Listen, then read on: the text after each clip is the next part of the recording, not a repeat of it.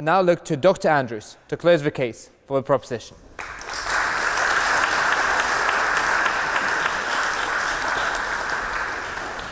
All right, so thank you for the invitation, thank you for coming. I wasn't going to start here, but I've heard a lot of things in my time, and believe me, Bob Marley will be on this side of the aisle. All right, I just want to say that 100%, and I explain why. All right, first thing first, in terms of this motion, is racism. Racism is not about individual prejudice. Racism is not about the individual white teacher who says bad things. I've been called a nigger probably 3 times by white people. Every single time I left. Why? There was no power. It was meaningless to me, right? And let's take a key case, Stephen Lawrence, right? Stephen Lawrence was killed by racists, but that wasn't what made it racism. The act itself was prejudice. What made it racism was how the police responded. Because he was black, they didn't do their job. And 20 years later, we have to still fight for justice. Racism is about power. It is about structures. And that is how we have to analyze it.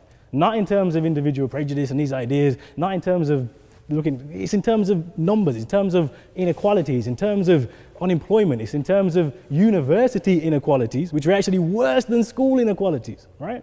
And when we look at this, and we look at the society as a whole, I'm reminded of what Malcolm X said, not when he came here actually, it was a year after he came here.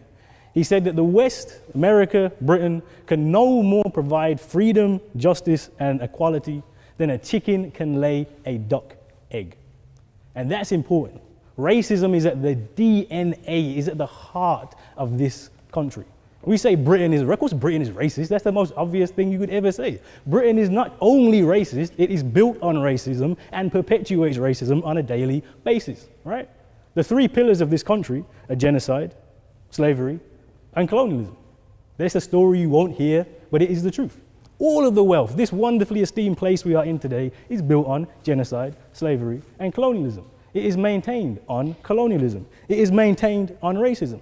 And as has already been said today by the other side, I think it was, the school system, what's the role of the school system? Is to perpetuate the society. So once you show indisputably that Britain is based on racism, then the school system can only perpetuate racism because this is the purpose of the school system.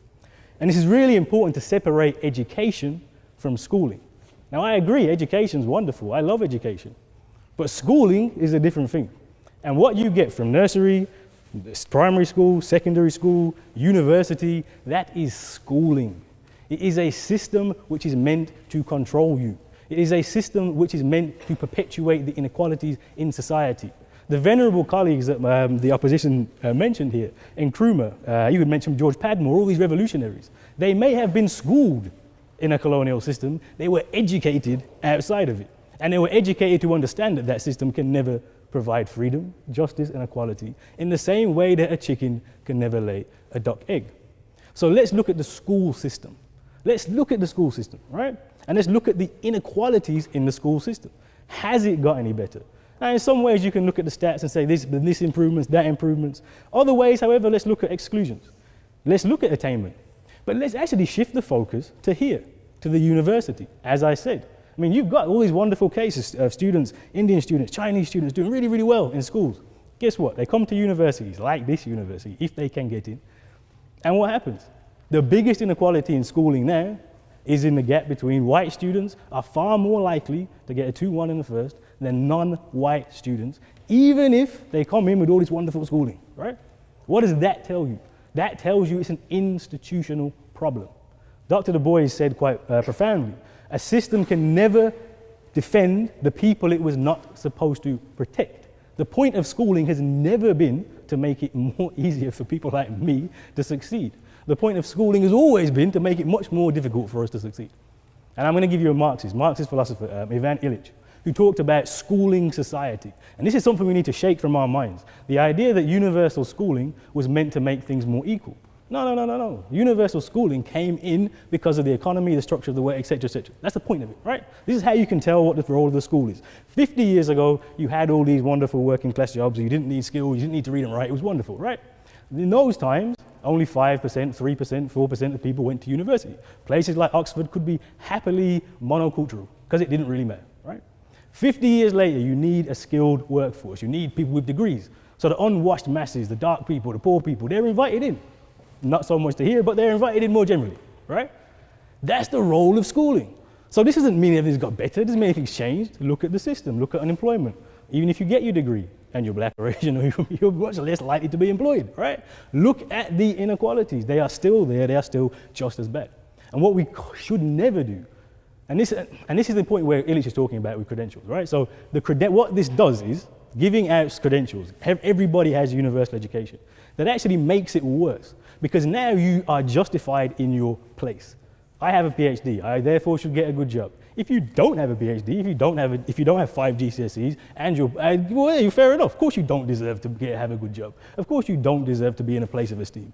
So we hand out these credentials, but hang on a second, the credentials they're not gained fairly.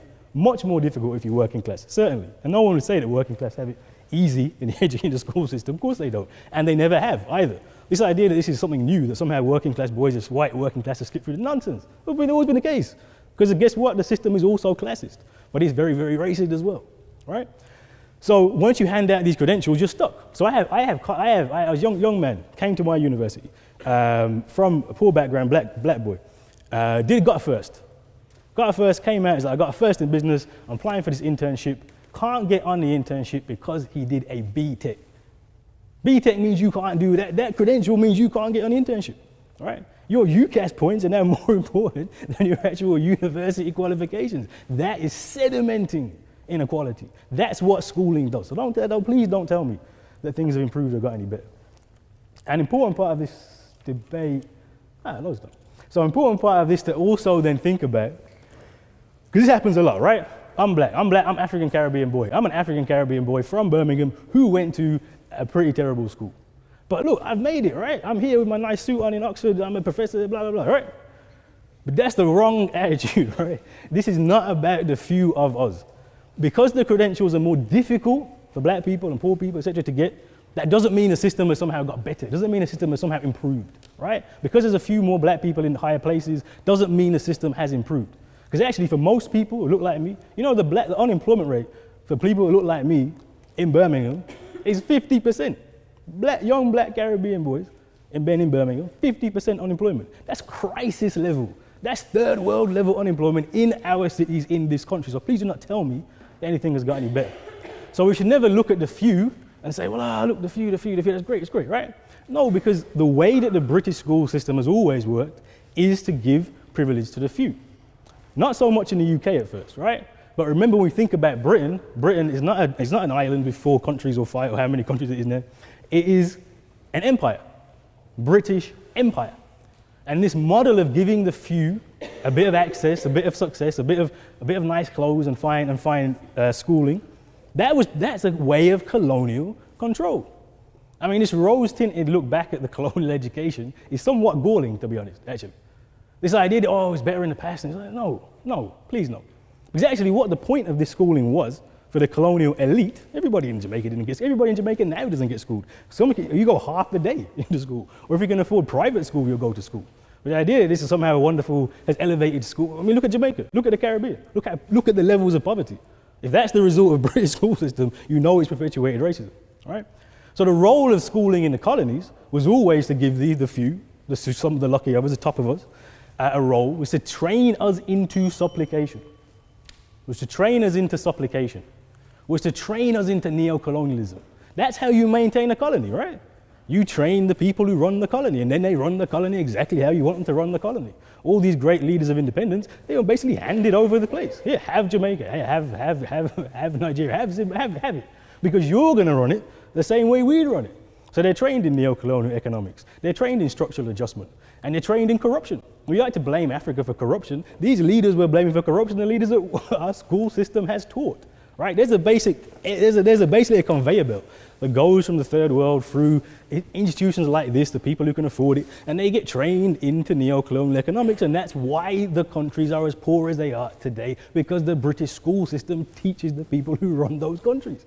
This is how the British school system perpetuates racism. That is the heart of racism, that the West is superior, the West is best, and all these other poor countries, you just have to supplicate yourselves Point of information here. Supplicate yourselves to us.